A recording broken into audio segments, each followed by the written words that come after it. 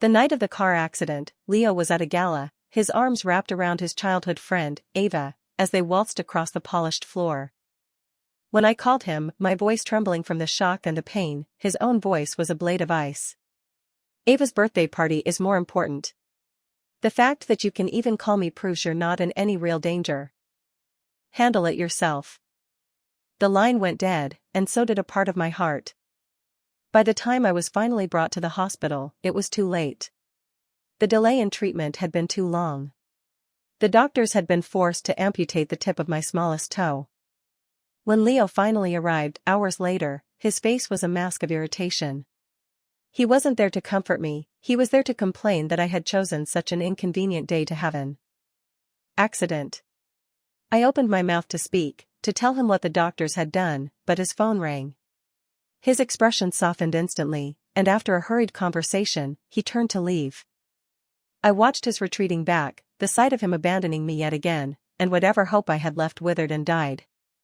In that moment, I knew we were over. When he returned much later, he brought an earring with him. He tossed it onto my bed as if it were a piece of trash. "How many times have I told you not to leave your things in my car?" he snapped. "That's not mine." My voice was flat, devoid of emotion. I glanced at the single, ornate earring. It was not my style. He froze, his eyes widening slightly. With a sudden, furtive movement, he snatched the earring from the blanket and shoved it deep into his pocket. He looked at me then, his gaze falling to my heavily bandaged foot. "Since you're fine," he said coldly, "I'm leaving." I said nothing. I simply watched him rush out the door. I knew he was going back to her, back to Ava. My mangled foot, the permanent piece of me that was now gone, was still less important than Ava. I found my phone and scrolled through my contacts until I found the number I was looking for. "Ma'am," I said when my boss answered. "That out-of-state position you mentioned before. I'll take it." "Clara? But I thought you were getting engaged. You said you couldn't leave the state because of your fiancé." A bitter smile touched my lips. "I broke up with him, ma'am. For Leo, I had sacrificed so many opportunities. Now, I saw with brutal clarity that in his heart, Ava would always come first."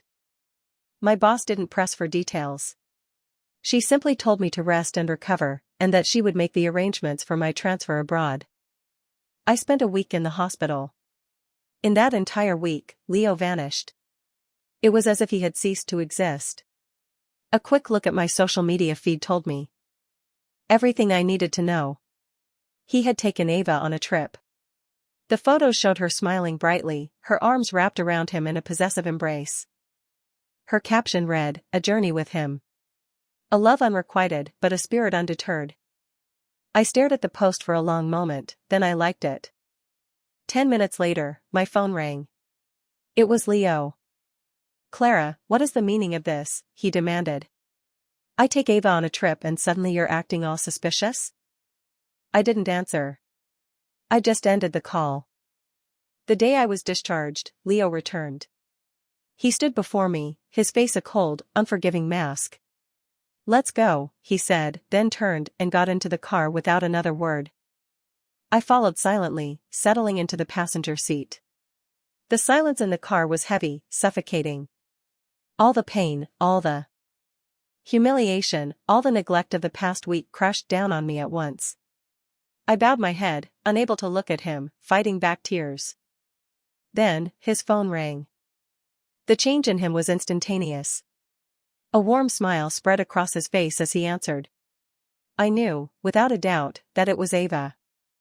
"Ava, I'm on my way," he cooed into the phone. After a few more words, he abruptly slammed on the brakes, the car screeching to a halt in the middle of the road. He turned to me, his face hard again. "Get out. Ava's sick. I have to go to her now." Without a thought for my still healing foot, he ordered me out of the car and sped away, leaving me standing alone on the pavement. As I watched his car disappear, I knew that my heart, already broken, had finally turned to stone. The walk home was agony. The wound on my foot reopened, and by the time I reached my apartment, the fresh bandage was soaked in blood. I redressed the wound myself, then called a real estate agent and told them to sell my apartment. I wouldn't be coming back. After that, I called my boss and asked how soon I could leave. She knew I had just been discharged and suggested I take a few days to rest. I told her it wasn't necessary. The next morning, I woke to find Leo standing outside my door. Ava had a fever yesterday, he said, by way of explanation. You know how she is. She's just a girl, she can't be left alone when she's sick. I nodded, saying nothing. I was a girl too. She had a fever. I had been in a car wreck, and my boyfriend had been nowhere to be found. He didn't even ask about my foot. When I remained silent, he sighed. Clara, you know we're about to get engaged. Ava and I grew up together. I just wanted to spend some time with her before we get married. You don't need to overthink things. I looked up at him, at this man I no longer recognized. I was about to speak when his phone rang again. It was Ava. Ava, I'm coming right now, he said, and then he was gone. Watching him leave for her again, I felt nothing. The last embers of my love had finally died. I called my boss and asked when I could leave. She told me everything was being arranged, and that it would be about a week. I thought I wouldn't see Leo again until then, but he showed up the very next morning. This time, he brought Ava with him. Clara, you've gone too far, he roared the moment he stepped inside, pointing an accusing finger at me. You know Ava is terrified of mice. How could you send her a dead one in the mail? I stared at him, my eyes wide with disbelief. I had done no such thing. He stood before me, his face contorted with rage, already convinced of my guilt. I didn't do it, I said, my voice as cold as ice. Sister Clara, Ava whimpered from behind him, I know you don't like me because Leo and I are so close, but you can't do things like this. She burst into tears and collapsed into Leo's arms. He immediately began to comfort her, murmuring soft words of reassurance. I watched them, my heart a frozen desert. And you still deny it? Leo snarled at me. I had it traced. The package was sent from your address. My address? I frowned. When was it sent? The day before yesterday. Ava sobbed. I turned my gaze to Leo. The day before yesterday, Leo, I was still in the hospital. He froze, the color draining from his face. He had forgotten. He had forgotten that I was still institutionalized, that he himself had abandoned me on the side of the road only yesterday. Sister Clara, Ava cried, pulling away from him. I know you're angry because Leo and I went on a trip together. I'll leave. You and Leo are getting engaged, I shouldn't be here. I'll just leave the city. She turned and ran for the door. Leo instantly grabbed her arm. Ava, you can't go. He whirled on me, his eyes blazing. Clara, you're being ridiculous. I shook my head, a weary resignation settling over me. He would always choose her. Enough, I said, my voice cutting through the drama. Leo, the one who should leave isn't her. It's me. I looked him straight in the eye. As of this moment, we are broken up. What did you say? He stared at me, his face a picture of disbelief. Clara, say that again. He strode towards me, his presence looming and menacing. Leo, I am breaking up with you, I repeated calmly. Now please, both of you, leave my home. Sister Clara, you can't break up with him. Ava wailed. I know this is my fault. I'll be the one to go. She ran out of the apartment, her sobs echoing in the hallway. Leo shot me a look of pure venom. You see what you've done? You didn't have to threaten me with a breakup. Now you've made Ava cry. He chased after her without a backward glance. I said nothing. I simply closed the door. It was over. He no longer belonged to me. The real estate agent worked quickly. Eager to sell, I let the apartment go for less than market value. I packed my belongings and moved into a hotel. A few days later, my boss called. Everything was ready. I could leave whenever I wanted. I booked a ticket on the very next flight. While waiting at the airport, I got a call from Leo. Clara, I just went to your apartment. Why is it being renovated? You know I'm allergic to dust. How am I supposed to visit you now? I shook my head at his audacity. Leo, have you forgotten? We broke up. As for my apartment, I sold it. I'm leaving the city. I won't disturb you and Ava anymore. I hope you two are locked together for eternity. Clara, what are you talking about? He shouted into the phone. Do you have any idea what you're doing? We're about to get engaged and you're breaking up with me now. His voice was a furious roar. Clara, you get back here right now. I listened to his frantic shouting without a word of response. Just then, the boarding announcement for my flight came over the airport speakers. Ignoring his rage, I turned off my phone and walked onto the plane. As the plane took off, I thought back over the last few years. I had met Leo 2 years ago, not long after graduation. He had hit me with his car. He had been drinking that night, and when he got out of the car, he begged me not to call the police. I agreed. After that, he started pursuing me relentlessly. Once, when I was sick, he came to my apartment and took care of me for days. That was when our love began. For a time, he was gentle and attentive. He would worry if I so much as sneezed. Those were our sweetest days. I agreed to his proposal. We had even set a date for our engagement. Then Ava returned, and everything changed. His love for me vanished, his heart following her wherever she went. My calls went from being met with claims of being busy to being met with cold indifference. He spent all his time with her, neglecting his work, neglecting me. The car accident was the final proof. He wouldn't even stay with me in the hospital. Now, I was finally free.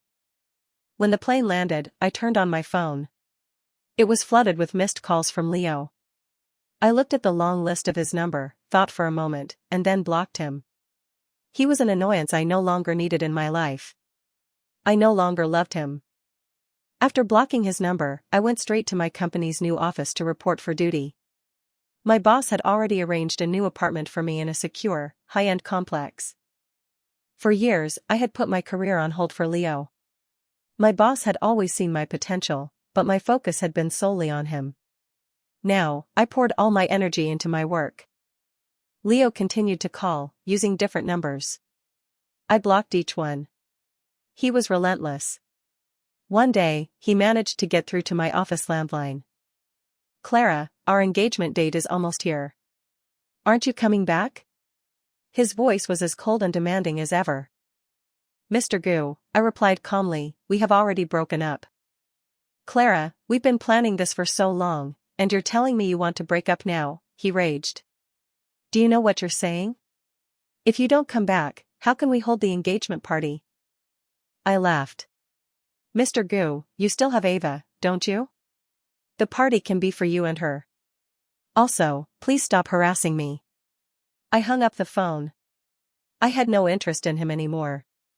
Every time I showered and saw the scar on my foot where a piece of me was missing, my resolve hardened. If he had come to me that night, this wouldn't have happened. But his heart belonged to Ava. There was no reason for me to stay. My coldness seemed to infuriate him. He continued to call, his tone shifting from domineering to pleading. Clara, I bought your old apartment back. It's mine now. Clara, please come back. We can still be happy. I know I've been paying too much attention to Ava and neglecting you, he said one day, his voice soft and gentle. It won't happen again. He begged and pleaded, but I was done listening. Mr. Gu, please do not disturb me, I said, and blocked yet another number. His constant calls became office gossip. Some of my colleagues thought I was being cold-hearted. Leo took his campaign public, posting on social media about how he couldn't live without me, begging me to return. Many people, seeing only his side of the story, decided I was the villain. I didn't bother to defend myself. There was no point. My boss called to tell me that Leo had come to see him several times, demanding my address. My boss had refused. But Leo was persistent. Eventually, a colleague, swayed by his public performance of heartbreak, gave him my address. The next morning, I stepped out of my building and froze. He was standing there, waiting for me.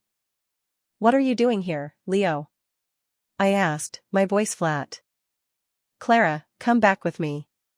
We'll get married right away. I promise, from now on, I'll listen to you about everything. I can't live without you, Clara." He looked at me, his eyes full of desperation. I just shook my head. "Mr. Gu, you've mistaken me for someone else. The person you should be marrying is Ava, not me." "Clara, have you had enough of this drama?" he suddenly shouted. "I told you, there's nothing between me and Ava. Why are you doing this to me?" His shouting attracted the attention of passers-by. "I love you so much, Clara. Why are you leaving me?" He kept asking me, and I started to laugh, a cold, humorless sound.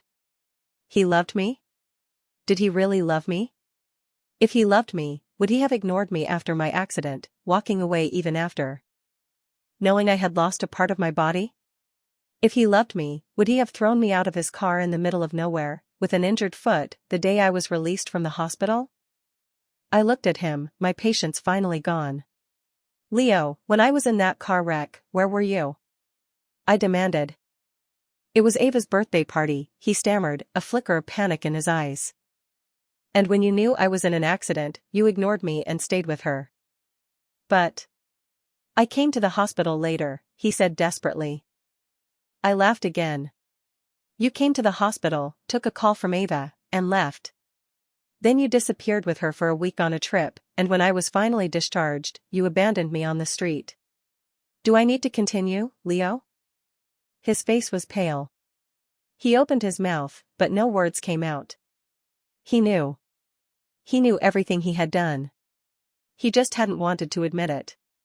Now, faced with my words, he lowered his head, unable to meet my gaze. "Mr. Gu, we are over. Please do not disturb my life again." I pushed past him, leaving him standing there, lost and broken. For the next few days, he didn't call. I buried myself in my work, relieved. I thought I would never have to see him again. But 2 weeks later, Ava posted a video online. In it, she was crying, her face a mess of tears. She spoke of her deep, lifelong bond with Leo, and accused me of stealing him away. She called me a homewrecker, a third party. Combined with Leo's earlier posts begging me to come back, her video went viral. I was thrust into the spotlight. My social media was flooded with hateful comments. "So this is the other woman? She's pretty, I can see how she'd seduce someone's boyfriend. The mistress ran away and the man went crazy. Look how much you've hurt Ava." I read the comments and felt nothing. I didn't care. But Ava wasn't finished. She gathered a group of people and they protested outside my office building, holding banners that proclaimed me a homewrecker who had driven her boyfriend to drink. They demanded justice. A colleague called to warn me not to go downstairs. I sighed. When Leo and I were together, Ava was a non-entity. His current state was not my problem. But now, she was making it my problem. I called the police. They arrived quickly and took the whole group away. At the police station, I saw Leo again. He had rushed over as soon as he heard. He looked haggard and smelled of stale alcohol. When he saw me, he looked down at his shoes. "Clara, I didn't know Ava would do this." "Mr. Gu, you and I have nothing to do with each other," I said. "Please control your girlfriend." "No," he said, looking up, his eyes frantic. "Ava and I are not together. I love you, Clara." "I don't love her." I looked at the supposed love in his eyes and just shook my head. A year ago, those words would have sent me soaring. Now, they just sounded pathetic. A love that arrives late is a love that isn't needed. When I needed him most, he had given all his affection to another woman. Now, I felt nothing. Seeing the coldness in my eyes, his hope died. "I'm sorry, Clara," he whispered. "I'll make sure they never bother you again." He turned and walked into the station. Inside, Ava saw me and started screaming. "It's you. It's all your fault. If it weren't for you, Leo would love me. You already left, why are you still keeping us apart?" She looked at me with a crazed hatred, as if she wanted to tear me apart. I shook my head.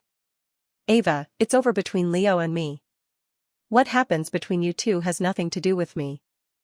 How can it have nothing to do with you? If it weren't for you, he would love me, she shrieked. You still won't admit you seduced him.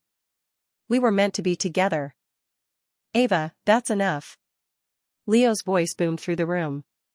What happens between Clara and me is none of your business. I don't love you. That's impossible, she cried. You love me. After I came back, you spent all your time with me, not with her. His only reply was a look of cold shame. He knew now who he loved, but it was far too late. Ava, you sent the dead rat to yourself, he said, his voice heavy with disgust. You lied and schemed to make me misunderstand Clara. And you think I could ever love you after that? He turned and walked away, ignoring her desperate pleas. I addressed the police officer. This woman is guilty of slander and public disturbance. I want to press charges. Then I turned and left. I had no desire to argue with a woman who had lost her mind. Leo chased after me. Clara, he called out. Can we get back together? I turned and looked at him. His eyes were filled with a desperate, pleading hope. I slowly shook my head. The light in his eyes died. He looked like a man whose soul had just been ripped out. Why, he whispered, his voice cracking. Why can't we go back to how things were? I really do love you, Clara. It was Ava. She tricked me. I was tired of listening. Leo, it doesn't matter what the reason was. The moment you chose her over me, the moment you abandoned me, we were over. I looked at him one last time. Please, stop disturbing my life. I walked away, leaving him standing alone on the sidewalk. A few days later, the police informed me of the outcome. Ava was charged with slander and public disturbance. While she wouldn't face jail time, she was detained and ordered to issue a public apology online. With the official police report and Leo's public confession clarifying the situation, the public opinion storm against me finally subsided. Ava, however, was met with a crowd of her angry former supporters when she was released. Feeling betrayed, they demanded an explanation. She fled in disgrace. For a while, a bouquet of flowers arrived for me at work every day from Leo. I had my assistant throw them away each time.